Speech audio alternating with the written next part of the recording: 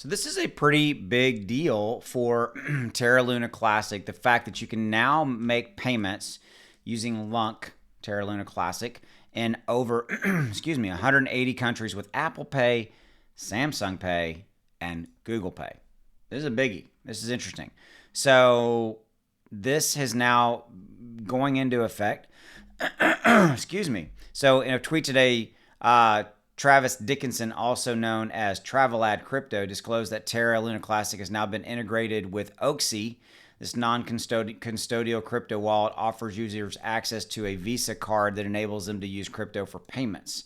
And so consequently, you can now use Lunk to make payments in 180 countries via the Oxy custodial, not, excuse me, say this really fast, the Oxy non-custodial crypto wallet. Like say that really quick.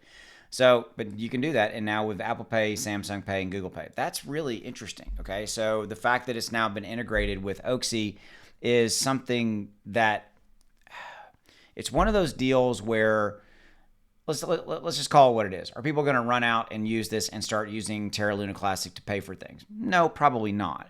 Just like when I talk about these things for Shiba Inu, they're probably not running out because Shiba Inu's now been embedded in a lot of these kind of ways to use it for payment. A lot of people are not really doing it. I think that a lot of people look at Terra Luna Classic and Shiba Inu from an investment standpoint. They don't really look at it from a currency standpoint. But the part that I want to point out to you is the fact that I kind of think of this as a railroad analogy. Back in the day, when railroads were brand new or being used to kind of so for example, here in the United States, when the United States was being first explored and it developed, that they actually went and they put the railroad tracks in place before there were even railroads that could get through a lot of those parts of the country, like up through the mountains and things like that. But they built the railroad tracks. Why did they do that? Because they knew eventually that there would be a railroad engine, a train that could get through.